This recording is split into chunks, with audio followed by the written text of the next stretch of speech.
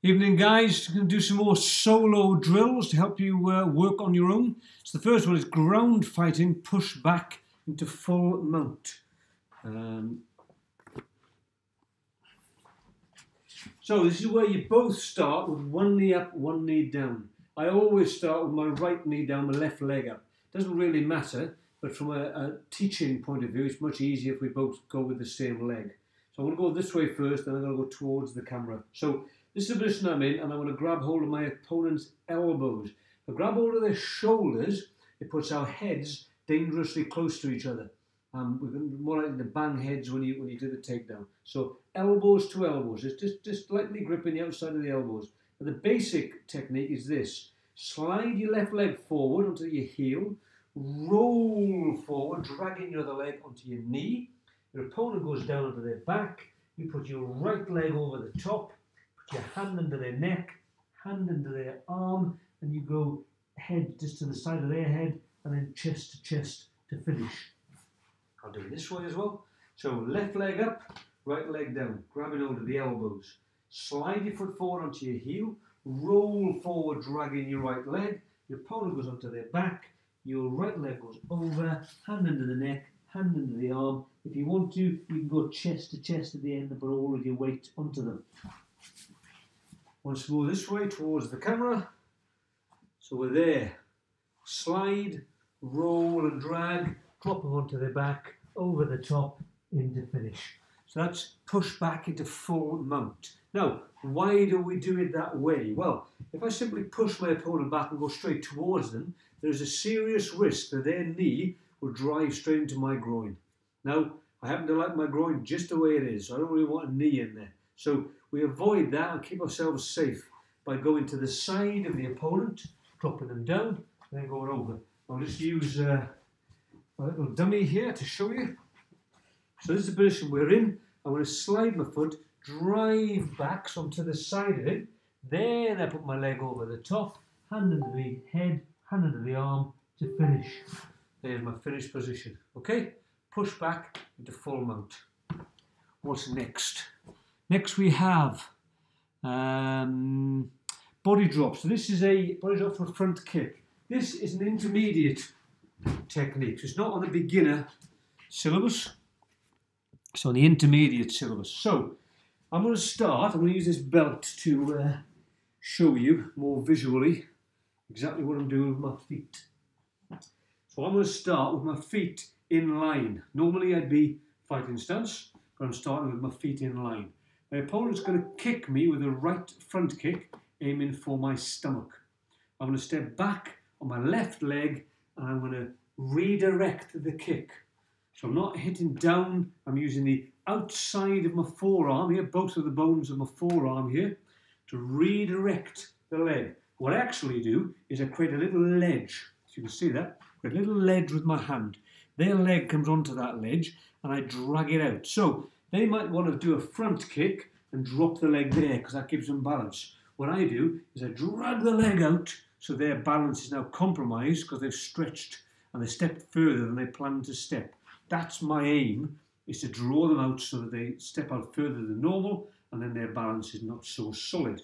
So from here, they do a front kick, I step back on my left leg, I swivel, I use my right hand to redirect their leg. My hand then comes straight up to the nose. It's a simple movement. 1, 2 to the nose.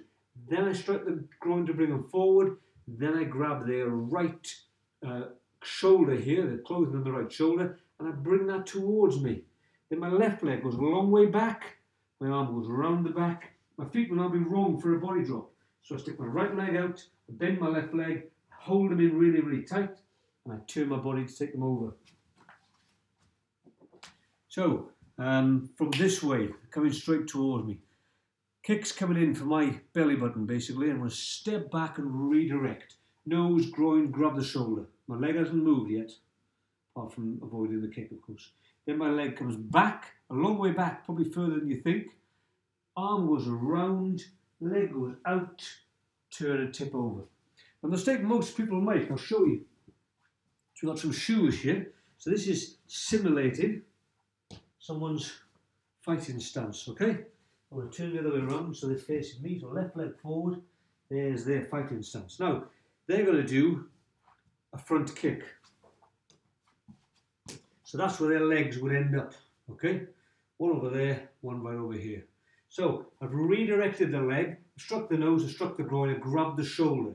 Now, what most people do is they step a little bit with their left leg, then they step across the person. Now, the proper place for a body drop is this. Now, if I can't get both legs, I have to get the right leg, because that is the one really I need to stop from moving. So this is where I need to be. This leg needs to be back close to that left leg. Not there, really. And then I'm going to turn to take them over. Well, the mistake most people make with this technique is that they block the kick, okay? They do there, they grab, and then they step straight across here. Now, when you try and do that technique, you'll find your opponent isn't inclined to go over. They might go over because they're being very compliant, but they're not inclined to go over. So really, you've got to get that position right. If you pull that shoulder down, the leg is out here, do it on yourself. Leg is out here, and you pull the shoulder, it's really difficult to maintain your balance. That is what we're looking for. Step out, pull the shoulder. So they're nearly falling, and then you've got to keep them turning in that direction so they go over. This is a lovely technique when done at full speed. It basically looks like this. 1, 2, 3, 4. So there's a very fast leg movement at the end there. 1, 2, 3, 4 to take them over. So that is a body drop from a front kick. I'm just going to do one more. Going to try and do 3 every time. Counter to back arm collar hold into hip throw. All of these take a little bit longer to describe because they are intermediate techniques. So someone's behind me and they're back strangling me. I'm turning to the right. No, I'm not. This is not the technique I was thinking about. Right, let's just backtrack. I'm not editing these because it's just quicker just to put them straight out there. So this is a back arm collar hold into a hip throw. So the opponents, with their right hand, they're going to grab my right arm and put it on my back. Their hand is palm facing up. Some people do it that way, but it's easy just to get your arm out if they do it that way. So they want the palm facing up, back of the hand facing down. That's the position they're on. So they've got hold of me there, and their left hand is on my top of my collar there. And I step forward with my right leg, grabbing their wrist here, step forward, strike to their floating ribs, and then I'm going to loop my arm. Now bear in mind, both their arms are now stuck out because they're basically in that position. I'm going to loop my arm over the top of both of their arms. I'm going to go above their elbows, closer to their chest. I'm going to release this arm, grab hold of my own hand, and then I'm going to roll my arm. You see that? I'm going to roll in the bone of my arm against their tricep tendon, just above the elbow there, to make them come up onto the balls of their feet. So they roll in that position. I leave this arm where it is. I come round the back, not freeing their arms. I do a hip throw, and then I do some sort of lock on the ground. Now, like I say, I've said it several times in this little set. I'm going to say it again. This is an intermediate technique. As the person goes over through the throw, their arm will automatically come out if it is in their head to do that. If they're just being thrown and they're going, then they're obviously going to land a little bit more heavily.